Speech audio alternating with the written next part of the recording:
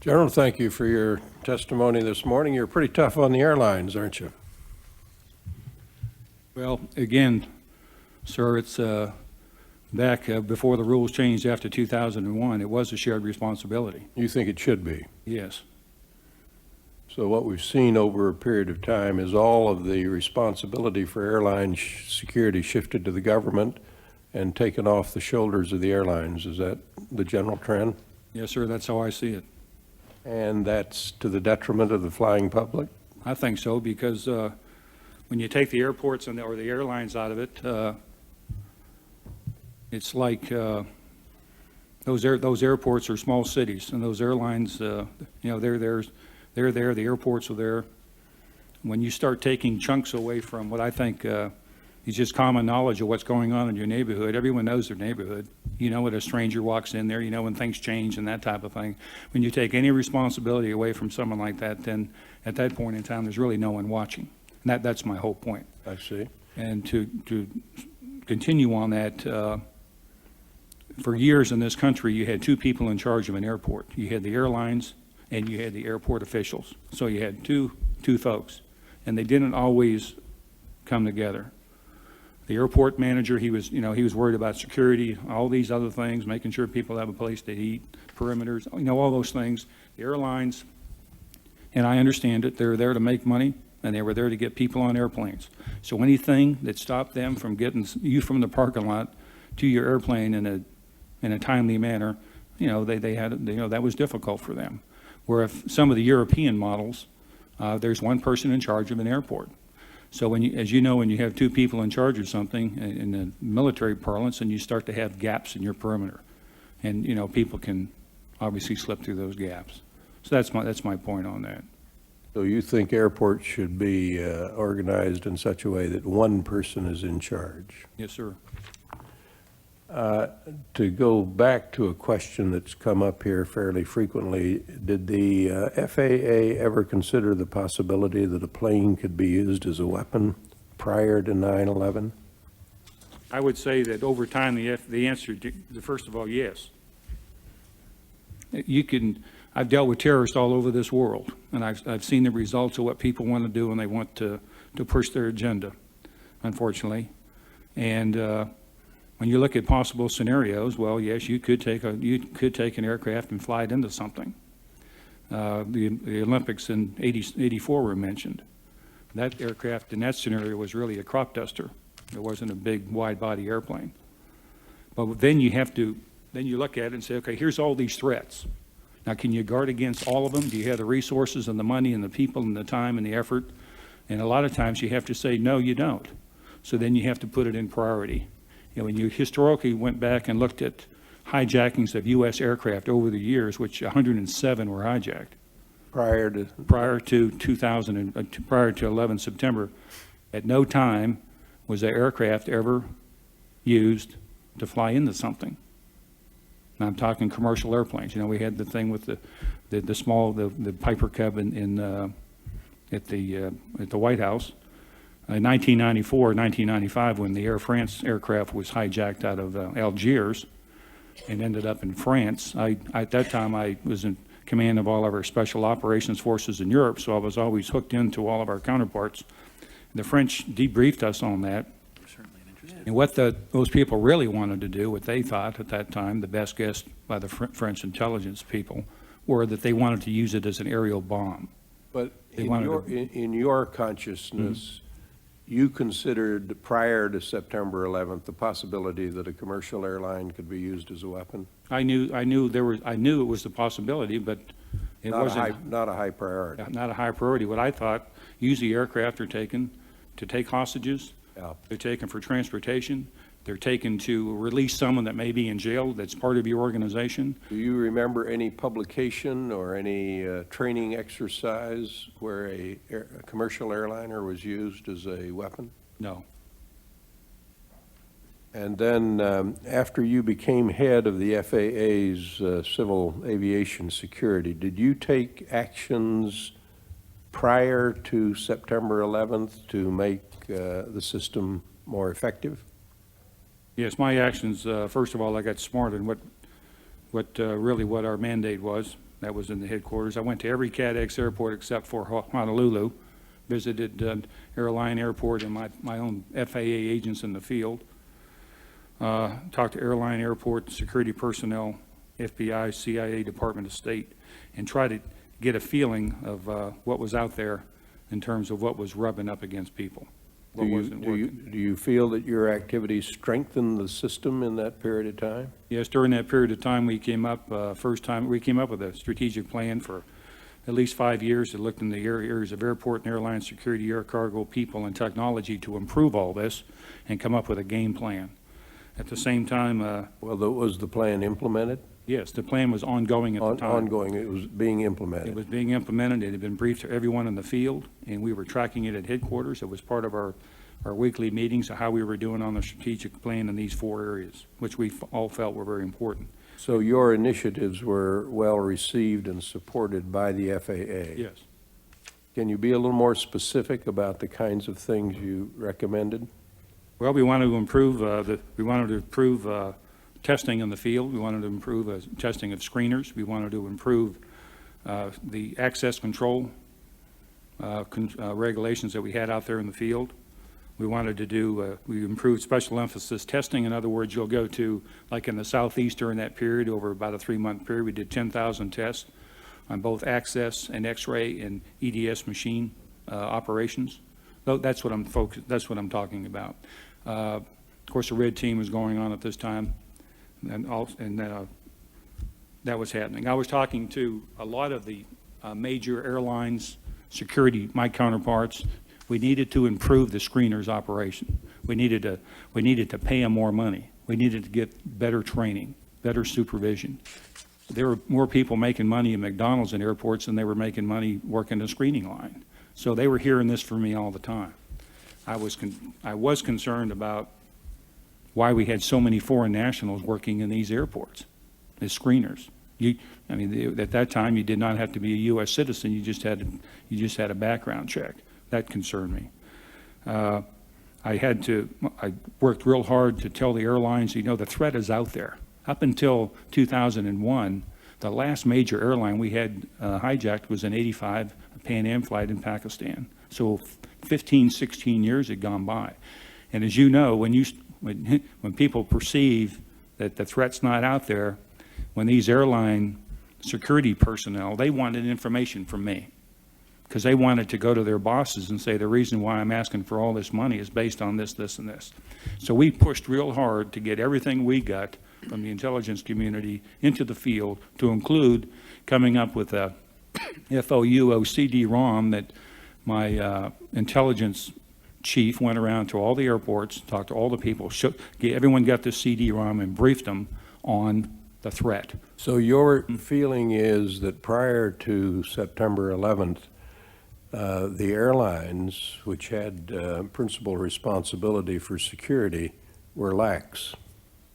Some of them were lax. I'll be honest with you. Some,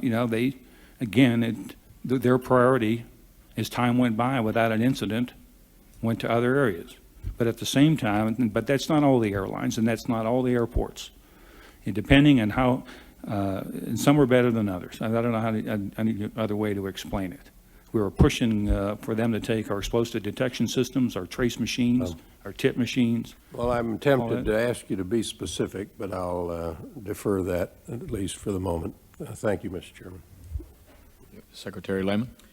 Yes, General, I note that after the increase in the chatter that we've talked about on previous panels with the clear raising of the threat, that you issued a security directive prior, I guess during the summer of 2001, reflecting that and directing the airlines to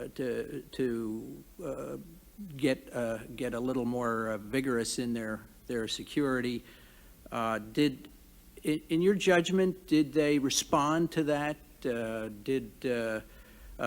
Were your initiatives in intelligence sharing and increased trying to get them to conform to the existing regulations? Did they do it? Did that make things a little better?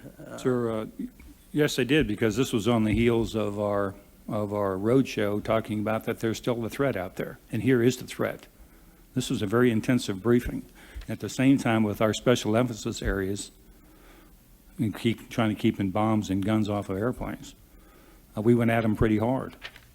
And now again, some did better than others, but there was a interest level there that yes, there is a threat out there, and this is the type of information that security managers wanted to go to their bosses and say, okay, we're going to have to put some more resources here. So the summer, because again, of the threat ICs that we kept giving these folks, it went up, it got better. The disturbing picture that's been emerging from our testimony yesterday and previous information that's been uncovered is that the response of industry to activist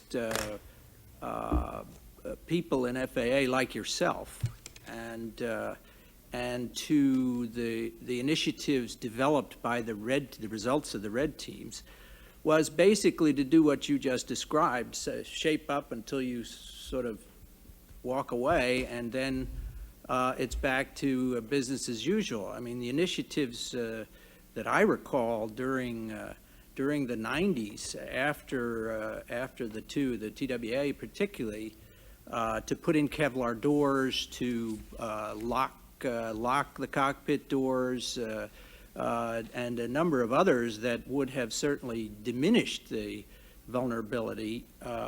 All as soon as people went on to other things, they disappeared. The cockpit doors got opened again, the keys were lost, the doors never got put on, and part of the initiative, part of the description we got from witnesses yesterday was that there simply is not enough, there aren't enough teeth in the rulemaking enforcement for the FAA to see that once good things are identified and ordered, that they're actually carried out, that the fines are minimal and enforcement lax. Is that a fair description? I think that's a fair description. I think what happens sometimes with the airlines is, let's just talk about the doors. You can, if you use the model of Israel, they have two doors. They have a catch. You get in, you have to go through one door before the second door opens. It has to close behind you. But my point is, when I wasn't there when all this was being kicked around, but I'm told because number one, it was going to weigh a lot, and every time you added weight to an airplane, you took away revenue seats. So there's your problem. Anything that stood in again, the airlines are out there to make money, and they probably based on their history. Well, when's the last time someone really kicked down a door? Because you have to remember that up until 2001, the airline personnel were trained that when someone threatened a flight attendant or a passenger or you just went along. Because most hijackings ended up, obviously the plane landed on the ground somewhere for the most part, and it was either negotiated out or at some time when that fell apart, then somebody stormed the airplane. So you have to keep it in mind with they would come back and say, well, why do we want to do this? Because, now we're just going to land the plane, so why do I want to have this heavy door? Well, obviously 9/11, if you would have had a heavy door, but even if you had a door in 9/11, you still would have had to change the training of the crew. In other words, you will never open that door, regardless of what happens in the back of the plane, you land it. So there's a little dichotomy there. But again, we looked at increased improved luggage containers in the belly of the airplane with Kevlar. So if you had a suspected bag, or even though you checked someone out, but you're still a little leery about what they were carrying, you could put at least those bags inside those containers. We did testing. We knew how much explosives that they could handle, things like that. But in terms of the teeth, you could find, there's a certain level, I don't remember what it is, but there was a certain level of fining for different offenses. And after a while, the airlines accumulated huge amounts of money, and then the lawyers would get a hold of it between the airlines and the Department of Transportation, and then they would figure out some compromise. The thing that they never wanted is for you to go public and say, Airline X has been fined X number of dollars because of A, B, and C. That was the biggest hammer you had. So a lot of this would get negotiated out. And of course, this was frustrating in the field because here they had all my agents out there trying to be all they could be and be fair and everything else. And then they would find things wrong. And then at the end of the day, sometimes they felt that nothing happened. Now, if I were a company, regardless of industry, and I felt that stupid things were being done by the bureaucracy that I didn't agree with, what I would do would be to hire a good lobbyist and to get my industry association to go use some chips to see the secretary of this or the administrator of that and get this troublesome bureaucrat overruled, or at least, let's study it for another 6 months. Did that happen in the case of these aircraft security measures? You mean people going to the Hill and lobbying to change them? Not just the Hill, but the senior people, the administration. I don't know, but I do know, I don't know about within FAA or within, I'm sure that, let me begin again. I'm sure within the FAA, I know Ms. Garvey was under a lot of pressure when we would come up and From the industry. from the industry, as we were pushing, trying to get, either the fines paid or, get certain things, get rules out of the lawyer's office, like check baggage and bag match and screener company, all those things were just kind of laying out there. And we did get them out eventually, but, so that was that pressure. There was a pressure of the industry, again, where security measures were slowing down the people getting on the airplanes. Because during the summer of 2001, or the summer before, I think, I don't quite remember, but remember the airline system, the air traffic control just all bogged up, late arrivals, late this, late that. So there was a lot of pressure from that point. The other pressure came from where the lobbyist groups would go to the Hill and hit key members on the Hill and say, we got this Gore Commission here and we don't really agree fully with this finding. And what happened, and after, some of these things would get watered down. In terms of, one example was explosive detection systems. Now they'll find, for the most part, they're pretty good. There was only one company that made good machines. We had another company that was trying to catch up, but it was going to take a while along the process to get this thing operational. And we told this company that and said, hey, we'll put it out there. You can do a demo. We'll put it in a couple airports and we'll run bags through it and we'll see how it works. Well, that wasn't good enough. They didn't want to do all the steps that the other company did to make sure they had a good product, so they go to the Hill. And then language comes out that says every time I buy A, I have to buy a B. So then you're with two choices. You either have 0 EDS machines or you have a 50% solution. So those are some of the pressures I'm talking about that I think that you may be alluding to, where Yeah. people get in there and for whatever reason try to sway thinking and judgment. Yeah, you mentioned in your testimony, and you are known as an advocate of red teaming. Certainly my experience, and I'm sure yours in the Pentagon with red teams, they are tremendously effective, but have a half-life. They're effective as long as they're backed up by the senior person in charge. And as soon as that person moves on, the red team tends to disappear, and the members are sent to Siberia. That's I'm sure you're familiar with the Navy red team experience, and so it's a built-in into the bureaucracy. Yet it's the only answer, in my judgment, to the function that you were trying to do. How we had testimony yesterday that there was no cover-up, and on the one hand, that was the official FAA position. On the other hand, we had pretty compelling testimony that whatever name you put on it, it had the effect of a cover-up. But the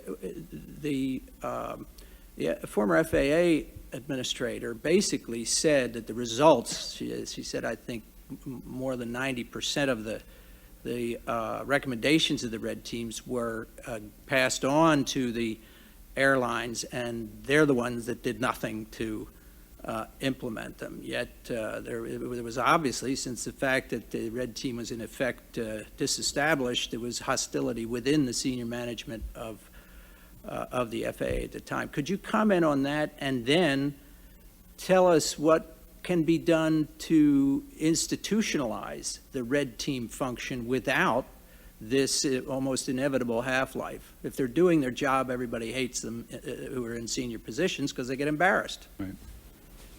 I can only talk about it from the 10 months I was there. When I arrived, I was briefed on the red team. I talked to the red team members. In fact, I talked to the person that was in here yesterday.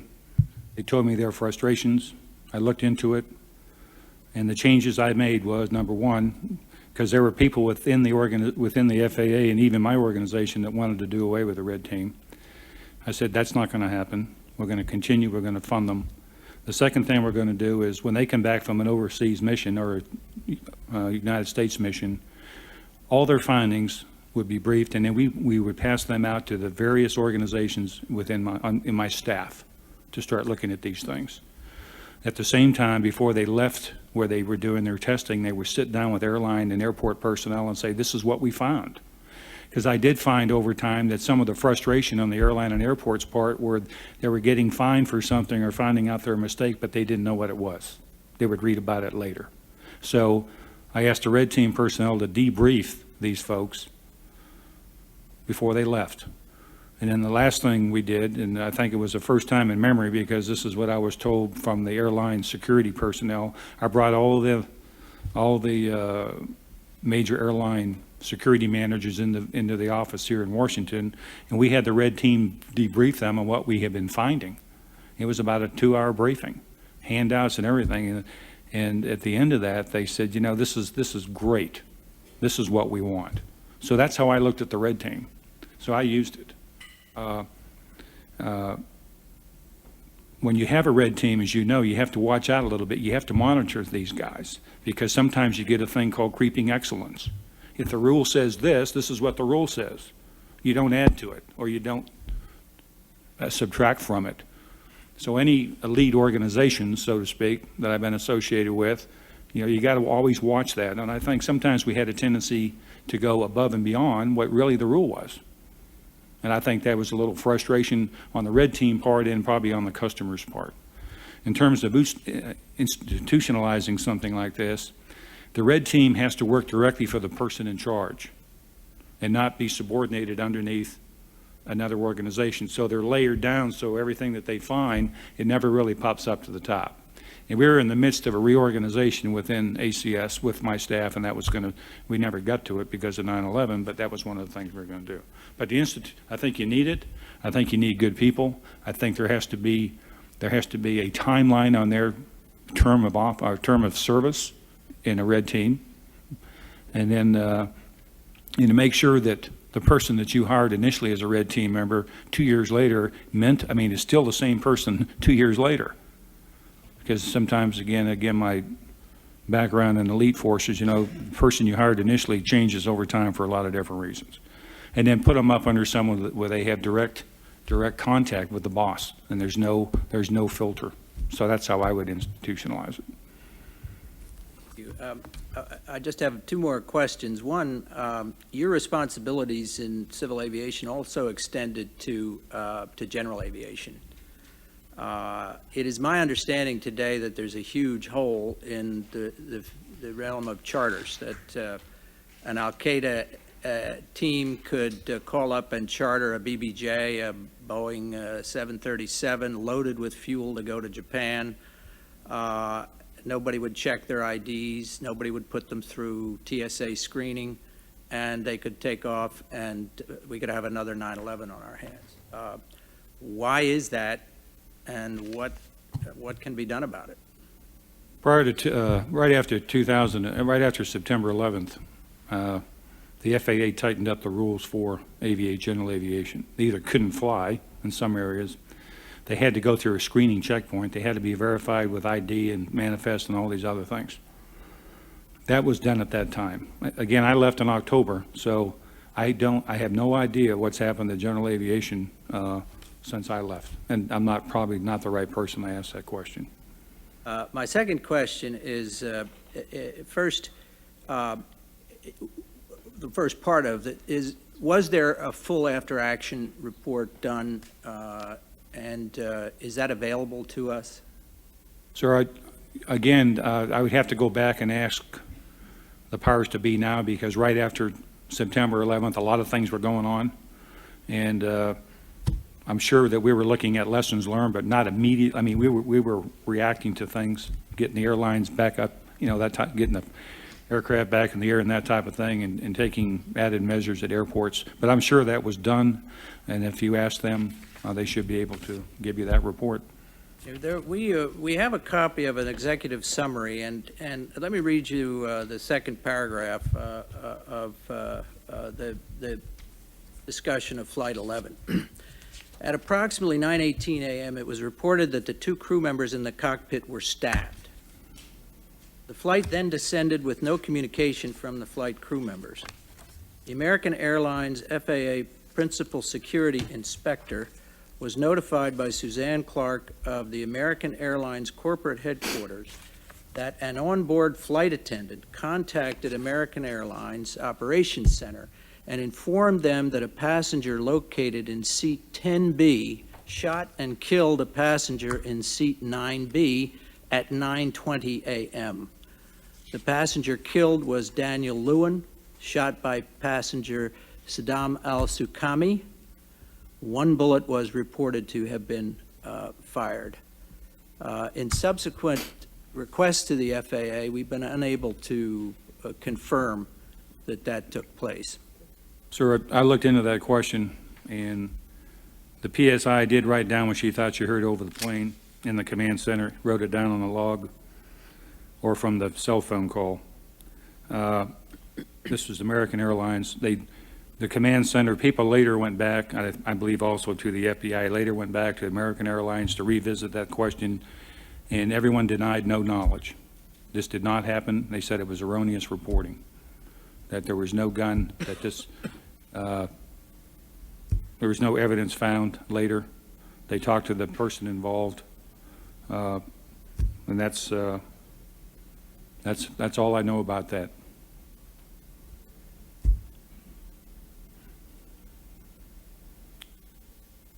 Okay, that's all I would. Commissioner Benvenisti, then Commissioner Garlick, and finally Commissioner Feely. Good afternoon, General, and thank you so much for your candor and your help. Just following up on Secretary Lehman's last question, was the information correct with respect to the identities of the passengers in connection with that incident? I do not have that information.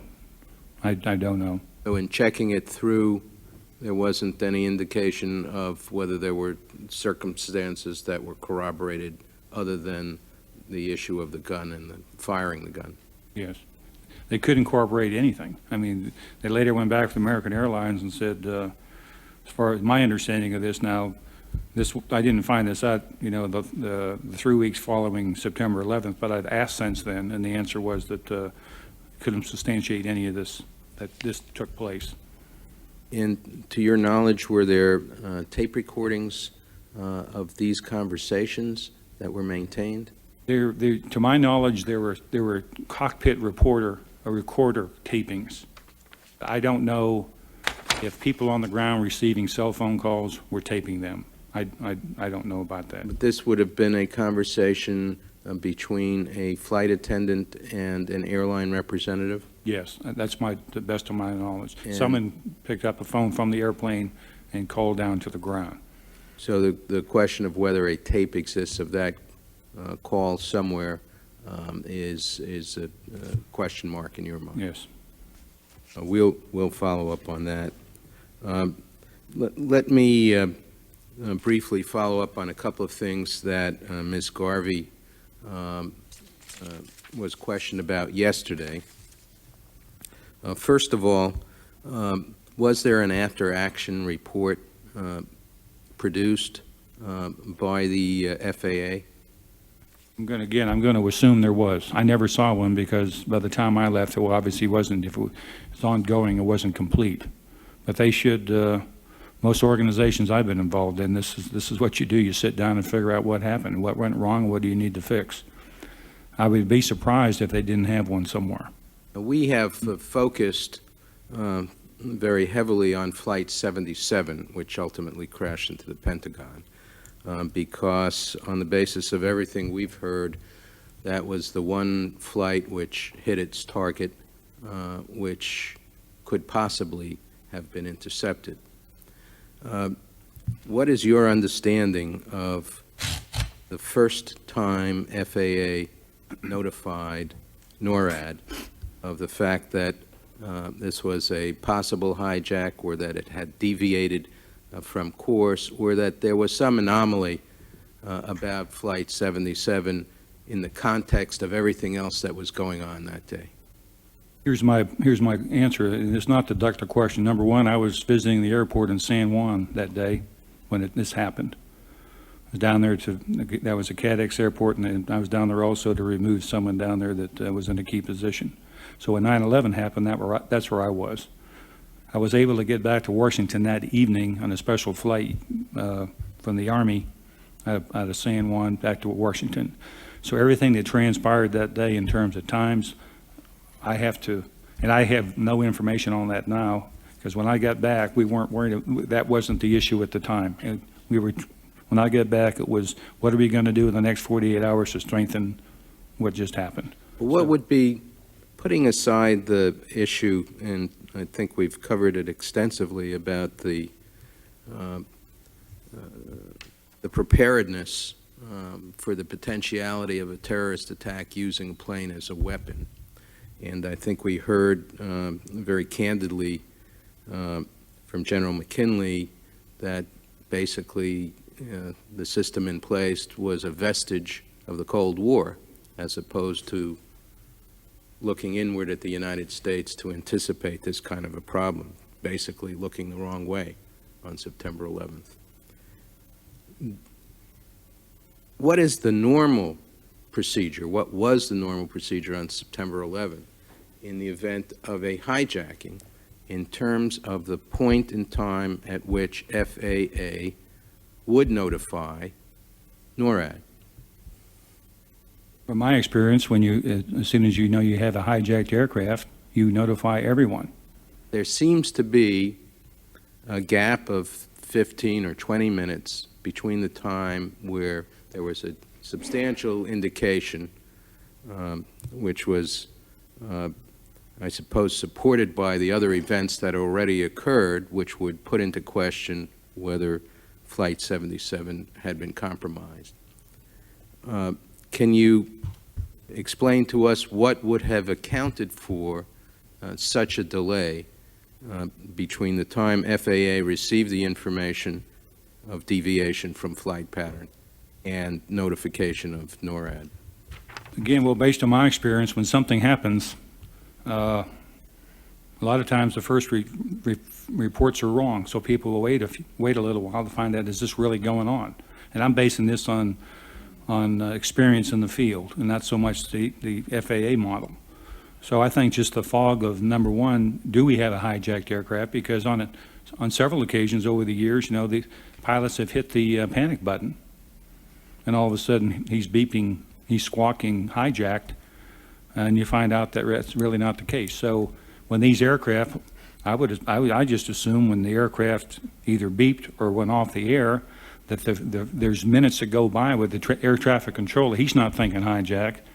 He's trying to call the airplane, and he's talking around to his other controllers. Do you see so-and-so? And he's talking to pilots in the air. Do you see, say, the plane behind the other? Do you see flight X? So I think, if you look at it like that eats up your time. And then when you finally find out, yes, we do have a problem, then obviously the standard notification is it kind of gets broadcast out to all the regions. It gets broadcast to the interagency. It gets broadcast right up to DOT. I mean, those things happen. Well, we asked that question yesterday, and Ms. Garvey was not at that time prepared to respond. Last evening, she did communicate with the staff at my request, And we were provided a statement which comes from FAA, which I'd like to read into the record, Mr. Chairman. And it is, I'm told, authored by two individuals, high-level individuals at the FAA, Ms. Asmus and Ms. Schussler. And it's entitled FAA Communications with NORAD on September 11, 2001. Within minutes after the first aircraft hit the World Trade Center, the FAA immediately established several phone bridges that included FAA field facilities, the FAA Command Center, FAA Headquarters, DoD, the Secret Service, and other government agencies. The U.S. Air Force liaison to the FAA immediately joined the FAA Headquarters phone bridge and established contact with NORAD on a separate line. The FAA shared real-time information on the phone bridges about the unfolding events, including information about loss of communication with aircraft, loss of transponder signals, unauthorized changes in course, and other actions being taken by all the flights of interest, including Flight 77. Other parties on the phone bridges, in turn, shared information about actions they were taking. NORAD logs indicate that the FAA made formal notification about American Flight 77 at 9:24 a.m., but information about the flight was conveyed continuously during the phone bridges before the formal notification. So now we have in question whether there was an informal, real-time communication of the situation, including Flight 77's situation, to personnel at NORAD. Can you give us, from your experience, obviously you were not there on the 11th, but on your experience, what this phone bridge communication is all about, and whether it is likely, in view of this communication we have just received, that there was some informal communication of the distress of Flight 77. Well, it sounds to me like when they went into the command center, they started calling up these different organizations, and that's the phone bridge. And they were probably doing the right thing, because they didn't have all the information yet. They bring in the air. It sounds like they brought in the L&O. He opened up his bridge to NORAD. So then you get these organizations talking to one another, while above you, people are trying to figure out, what do we really have here? That's what it sounds like to me. So would there be an expectation that the military personnel on this phone bridge, which, is that another name for a conference call? Yes. Or it could be a VTC, it could be anything of that. But in the nature of a conference call? Yes. Mm-hmm. In which parties dial into a central? Yes, and in our JOC there, you call up, you get a phone bridge, and that's an open line to that organization. So if the military were apprised, as FAA is now telling us, in real time of what FAA is seeing on its radars, and now focusing specifically on Flight 77, that would mean that someone at NORAD was advised of the deviation from course, which is substantially earlier than the formal notification of hijacking. Would it have been expected that, receiving that information, the military personnel or NORAD personnel on that phone bridge would communicate with other NORAD facilities, apprising them of the information he or she was learning in real time? Well, I think, to answer your question, I would think that they would pass it to someone within the NORAD command center, because that person on that phone is a radio operator. He takes the log and he turns around and he gives it to someone and says, we have a problem. He may not know what the problem is. All they know is an airplane is deviating from course and they're not too sure why, and okay, more to follow. Would it be expected that the people participating in this phone bridge that day would themselves have maintained a log of what they were hearing? I would think so. Would it also be expected that there would be a tape recording of that phone bridge? I don't know about that. I don't know about a tape recording. I think these are some profitable areas for us to explore as we request additional information. Thank you very much, Chair. Welcome. Thank you, Mr. Chairman. Mr. Garlick? General Canavan, thank you for your testimony here today. Just so I can locate you within the bureaucracy, your title was Associate Administrator. Yes. Did you report to Administrator Garvey directly? I reported to her deputy and also to Ms. Garvey. Okay, and Ms. Garvey reported directly to the Secretary, I or? believe she did, yes. All right. So you were 4 levels down in the bureaucracy. Is that about right? Well, I would say 3. 3, all right, 3 to 4, that's fine. I'm interested in the CSGs, the Counterterrorism Security Group meetings that you attended. That's a working group within the National Security Council? Pardon me? That's a working group within the National Security Council? Yes, it's a working group, and it's an on-call meeting of the interagency, again, chaired by the National Security Council. All right, and these meetings were chaired by Dick Clark? Dick Clark, most of the time. Sometimes, well, the ones that I went to, Dick was the chair. After those meetings, your action was to send out notices to the airlines? Yes, if we felt that it had to. The reason why I was there is because there may have been an aviation piece to it. If it wasn't an aviation piece, I did not attend these things. So clearly, the NSC thought that there either would be or could be an aviation security piece to the emergency that was triggered by this very high level of warning and chatter and threat reporting that was coming in. Is that correct? Yes, that's correct. And the response of the FAA was to send out these a notice, a circular. Yes. Is that correct? Information circular. An information circular, and you had sent out some, I take it from your testimony, about 15 of those in the Yes. course of 2001. So the airlines received one of 15 circulars. Secretary Mineta stated this morning that there was no action at the cabinet level in response to this crisis, no meeting of that sort. Are you aware of any meeting above your level, convened by the National Security Council or otherwise, to deal with this crisis? I'm thinking here, the fact that, again, I'm going to assume something here, but the fact that they had a CSG and they thought it was important enough to get all the right people in the room, going to include state, CIA, DOD, FBI, FAA, et cetera, that knowing Dick Clark, he just didn't have a meeting to have a meeting. He was passing on information, and he was also, and sometimes he was asking for more information from some of these organizations, that there was a problem out there.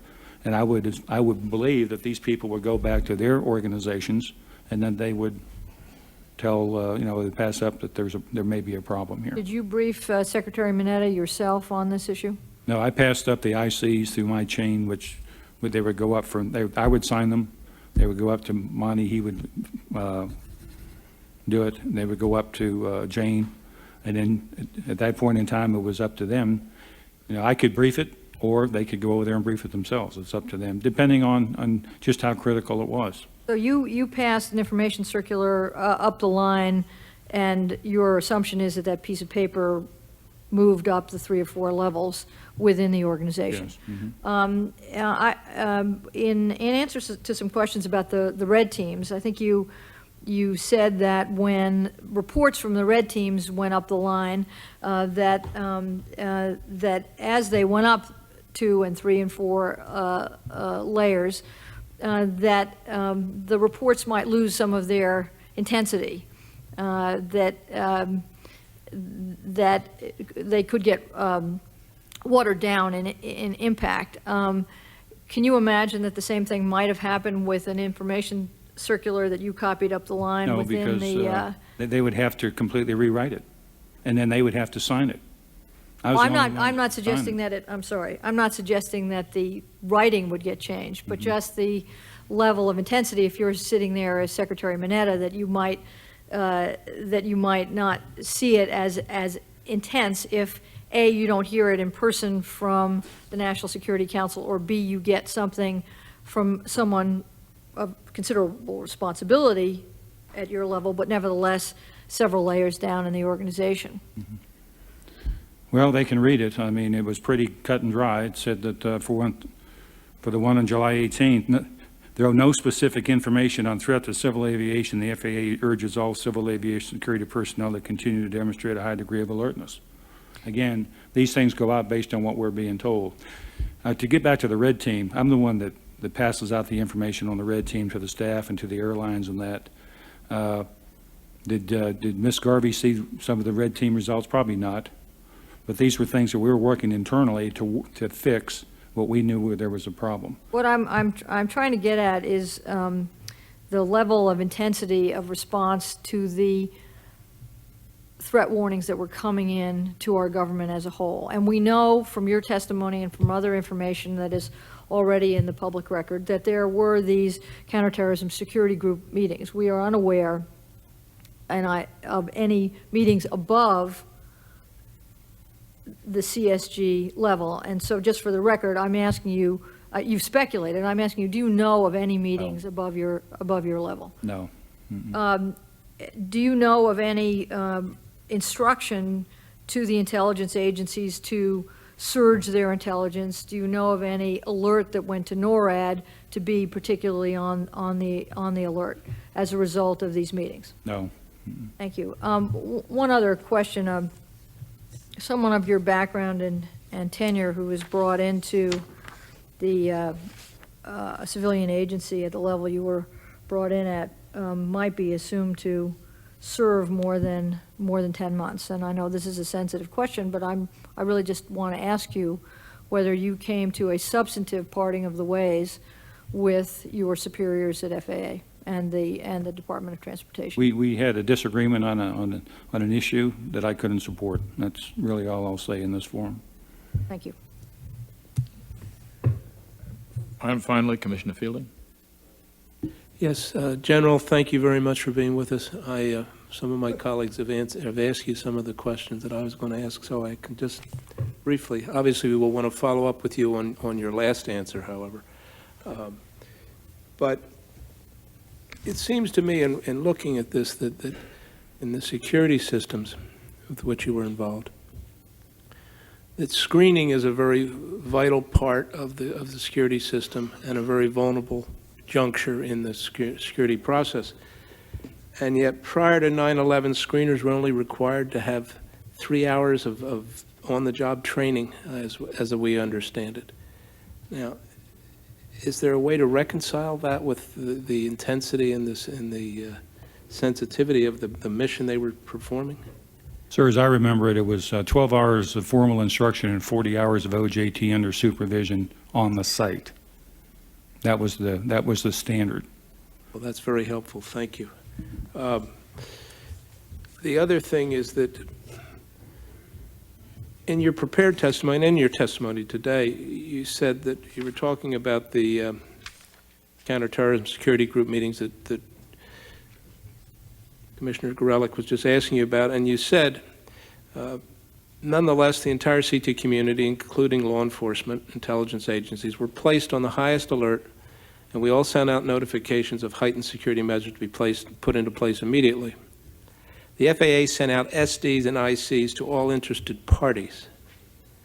Did interested parties include the airlines? No, it's not a good term. It went out to airlines, airports, all officials, all security officials that we had regulatory oversight. So That's not very well stated. It went to everyone that was supposed to get a copy of it. and they're supposed to get a copy of it included the airlines. Yes, of course. Mhm. The reason I'm asking is that Mr. May, on behalf of ATA yesterday, his testimony indicated that the FAA provided the airlines with no specific guidance and credible information about hijackings during all of 2001, up to and including September 11, and that you issued no relevant security directives in that regard. As the security directors, we had 5 that were still, you have to, when you open up a security directive, you have to close it. So you have a continuation of security directives over time. And until you close it, that security directive is still in force. And a lot of what we saw this summer, those security directives are still out there and they are in force.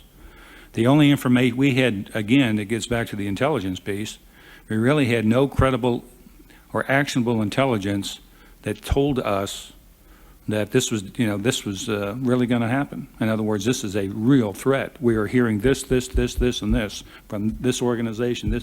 It was just, again, in the chatter piece, so to speak. And none of it was ever talked about being held in the United States. It was all overseas, Israel, Europe, and some other, I forget where else.